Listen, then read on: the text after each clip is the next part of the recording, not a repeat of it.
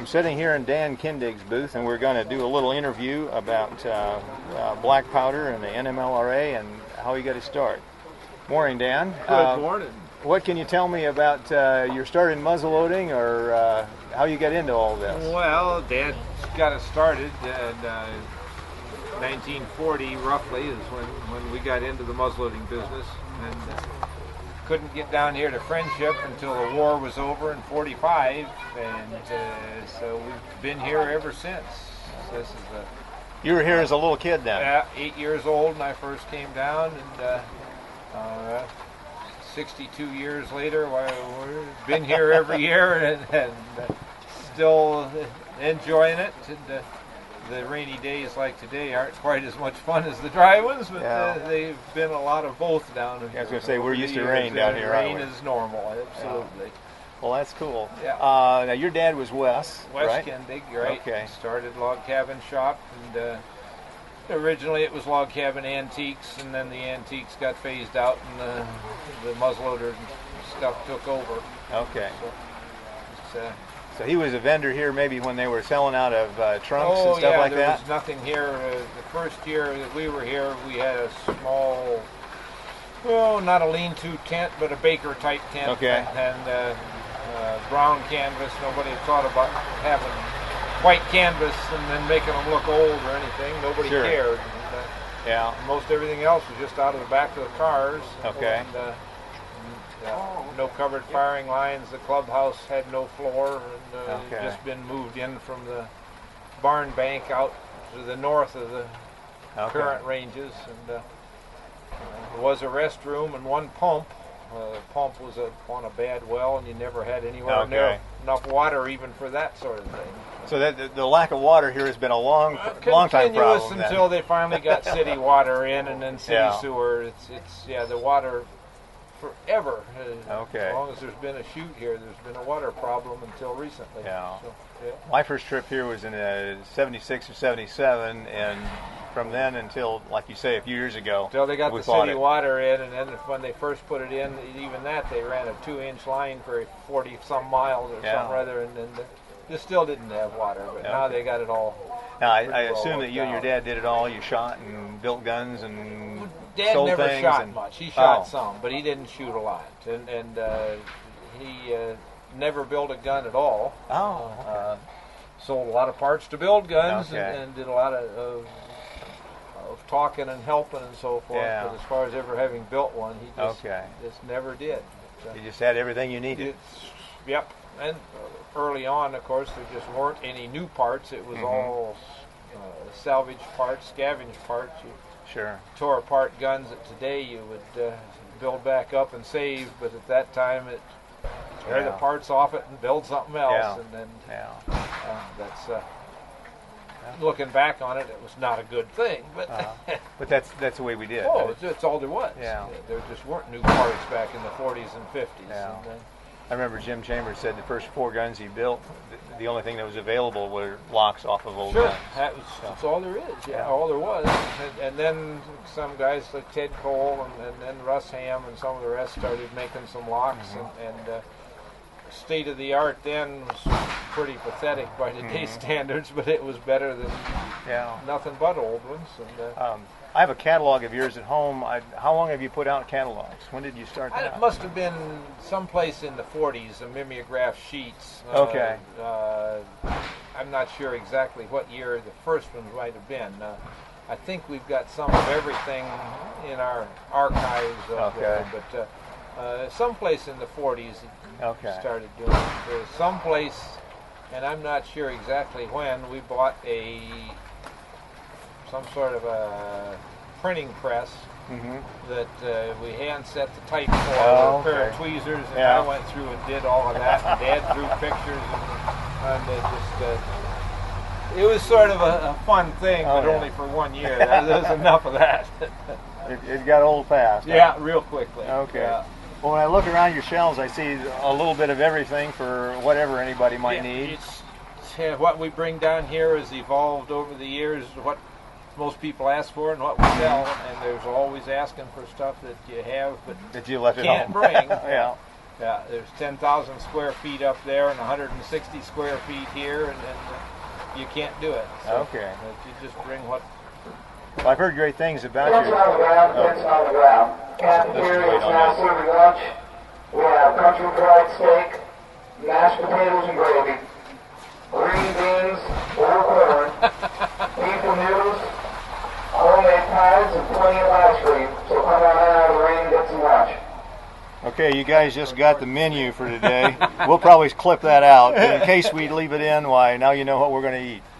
While we're on that subject, the food, the early days down here, the ladies from the Lutheran church up on top of the hill at Farmer's Retreat, they used to come down and you got homegrown, homemade everything. Nice, nice. That was really good old stuff. The food now is okay, but boy, it's never gonna meet up with the standards of the German ladies from the church. Okay. Anything else like that from back in those old days? Just take something like that to bring it to mind. Okay. But, a lot of things that today would have not been done to get rid of your trash and garbage, as town, everybody else brought it over and dumped it in the creek, and downriver it went.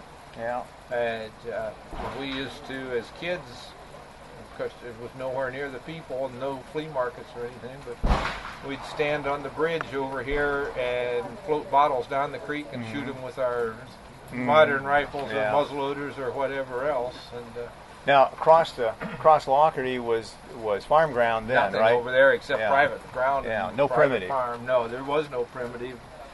No, the earliest primitive matches were the Seneca run up the Caesar Creek up towards the now shotgun range. Yeah. Okay. But there was nothing up there at that time. Yeah. But, so you've seen this grow this way and grow that way in every direction. All directions, yeah. From a very small thing, there was nothing beyond this ditch except cornfield. Okay. The ditch that runs between here and the gunmaker's hall, or not the gunmaker's hall, the gunsmith's. Yeah. Blacksmith shop over so there. from there on, where the slug gun range, the silhouette range.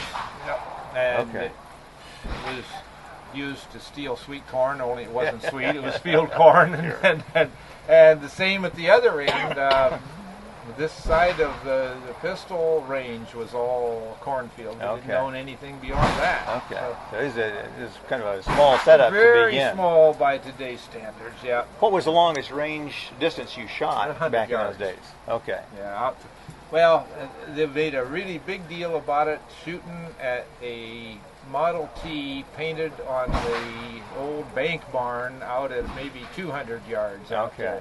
It was on the bank, the cement bank, where this clubhouse used to sit. Okay. And a guy from Washington, D.C., whose name is long gone, painted a very nice Model T picture out there, because somebody from one of the big magazines said you couldn't hit a Model T at 200 yards. In the oh, yeah, we can.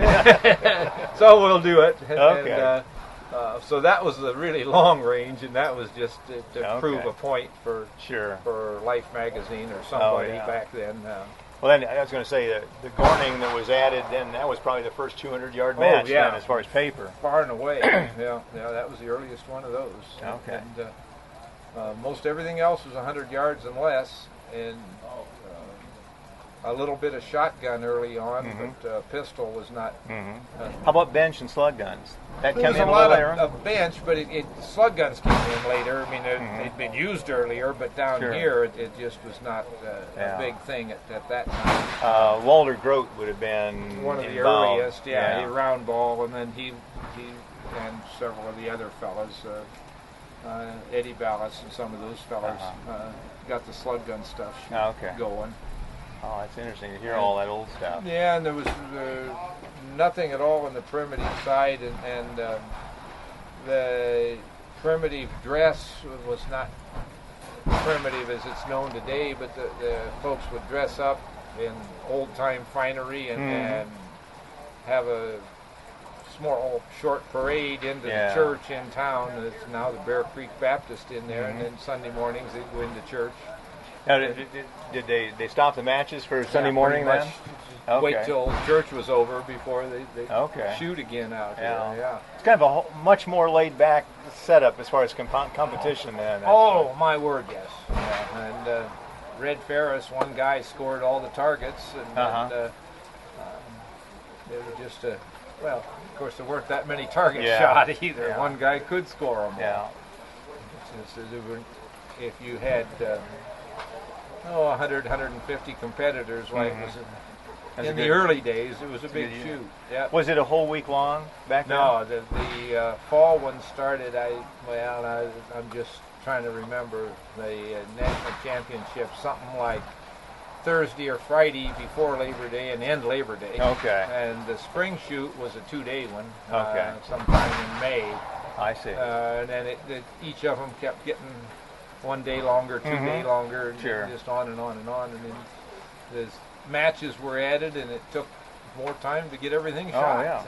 I'm assuming the NMLRA grows right along with all this. The membership goes right along this. Number of registered shooters. It kept increasing, and the peak year maybe 76, something like that. I'm not sure exactly when the peak membership was or the peak participation, registered shooter numbers.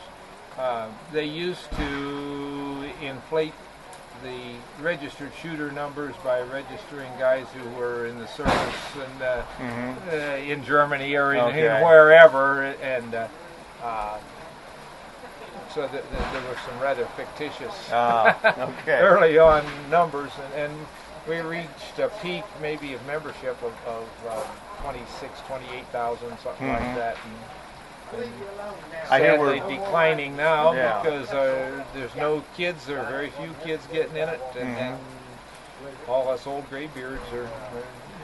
I remember a few years ago when they moved the spring shoot and the fall shoot times. Interchanged. Yeah. I remember thinking that we were hurting ourselves with junior shooters because the fall shoot was after school started. Do you think that had anything I don't to think do it with has much to do with it. It made the June shoot much larger. That's true. And we tried having the championship shoot in June, but that's kind of silly having it first big event of the season and then be the championship. And then taper down to nothing in the fall, and so. I even talked to a couple guys over in the registration area about that. Vice president at the time, he said, "No, we're picking them up in the spring. It's just that it just changed when they were here. Yeah. And I don't think it's hurt overall participation at all. Yeah. Oh, good. I was going to ask you. I know you were a past president. Yes. What were the years when you were president? 79, 80, 81. Okay. Just after the centennial. Okay.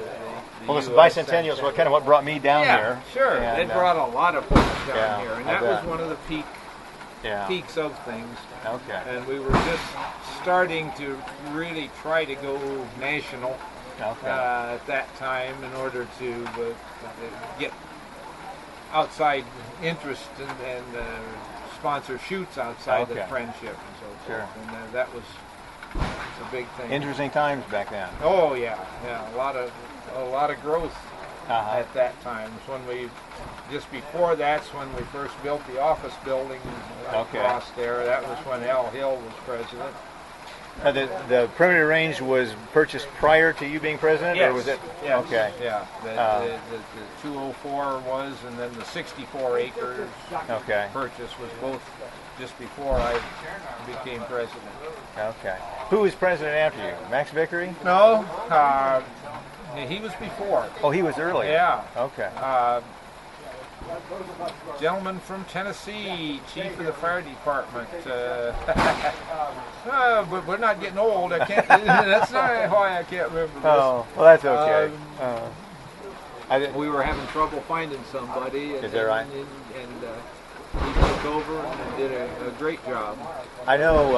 I think Merrill Deer was a president before I was down here. Yeah. That was another name I knew, but only met him once. Yeah. Well, Merrill's been down here most every shoot until this one. He was here in June for a few days. Okay. But he just isn't physically able to come back now.